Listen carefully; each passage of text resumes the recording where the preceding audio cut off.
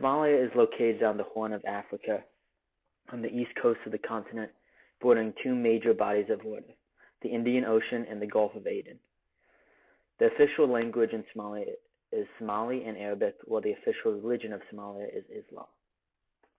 Somalia has one of the world's highest fertility rates at almost 6 children per woman, and one of the lowest life expectancies in the world at about 52 years old.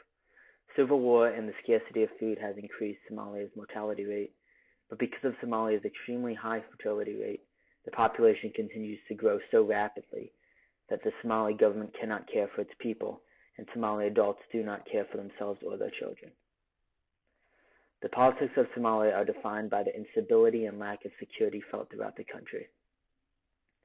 The most recent president was elected in February 2017 by members of parliament who were forced to gather in an airport hangar in the capital, Mogadishu, due to security issues. According to the 2016 Corruption Perceptions Index, which measures the amount of corruption in a country's public sector, Somalia is the most corrupt country in the entire world, ranking ahead of South Sudan, North Korea, and Syria. Somali government forces, African Union troops, as well as the Al-Shabaab terrorist group have all committed mass human rights violations and abuses against civilians. Somalia's economy is considered insubstantial due to the lack of well-functioning government as well as a limited amount of financial resources, security risks, and a poor infrastructure. There is large inequality between men and women in Somalia. The Gender Inequality Index in 2012 was 0.776, placing Somalia at the fourth highest in the world in inequality between men and women.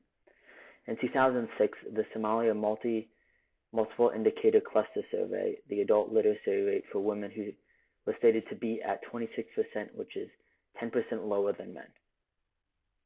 Rather than have the state judiciary laws applied, traditional or customary laws are preferred.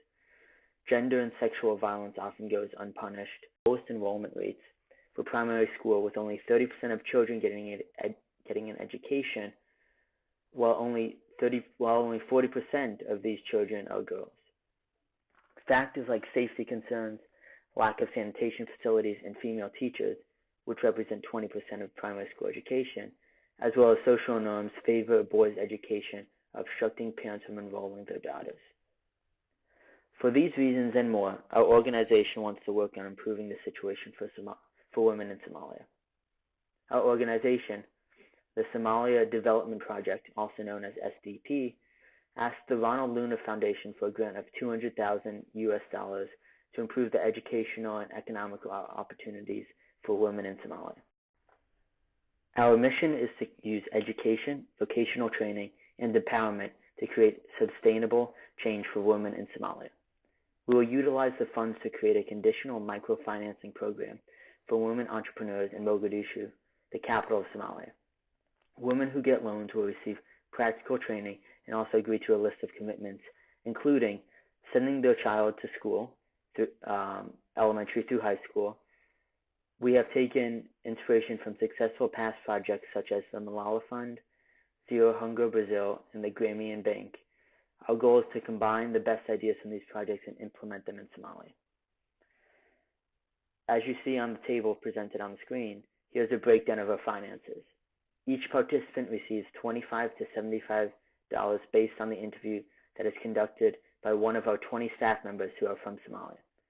They will decide if the individual requesting a microloan will be honest and repay their loan within 4 months and how much money they will be loaned.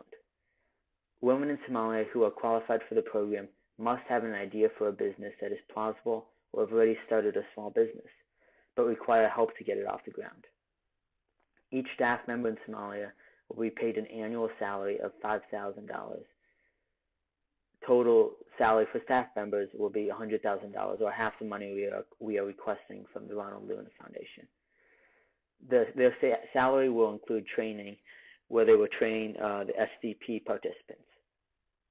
The staff members on the ground will check in with each participant every 3 weeks to make sure they are fulfilling all the necessary requirements, which are they are sending their children to school through high school, and they are dedicating their time to the business.